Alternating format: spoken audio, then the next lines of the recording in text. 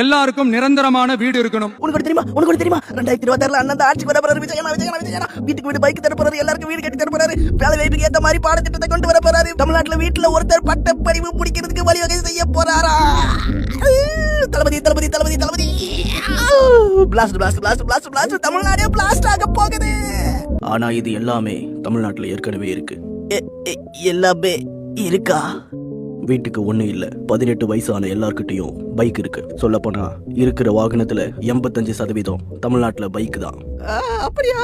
ஆனா வீடு 1970 குடிசை மாற்று வாரியத்தை கொண்டு வந்தாங்க. இப்பவும் கலைஞர் கனவு இல்லத்துக்காக 3500 கோடி நிதி ஒதுக்கி இருக்காங்க. அப்ப வேலை வாய்ப்புக்கு ஏத்த மாதிரி பாடத்திட்டத்தை மாத்துவேன்னு சொன்னாரே. ஜெனிட்ஸோ படிச்சு வேலைக்கு போறவங்க பட்டியல்ல தமிழ்நாடு முதன்மையான மாநிலமா இருக்கு. அது மட்டும் இல்ல, உயர்கல்வியில தமிழ்நாடு தான் முதல் இடத்துல இருக்கு. முனைவர் ஆய்வு படிப்புலையும் தமிழ்நாடு தான் முதல் இடத்துல இருக்கு. இல்ல இல்ல இல்ல இல்ல நீங்க என்ன சொன்னாலும் நாங்க ஏத்துக்கவே மாட்டோம். அண்ணன் வரணும், வீட்டுக்கு ஒருத்தர பட்ட படிப்பு படிக்க வைக்கிறேன்னு சொல்லி இருக்காரு. இதனால தான் உங்களை தற்கொலைன்னு சொல்றோம். இந்தியாவிலேயே தமிழ்நாடு தான் புரிஞ்சு போச்சு, முதல் இடத்துல இருக்கு. அதானே எல்லாமே இருக்கிற இடத்துல என்னதான் வந்து பண்ண போறீங்க விஜய் அண்ணா? எல்லாருமே சொல்ற மாதிரி நீங்க தற்கொலைதான்.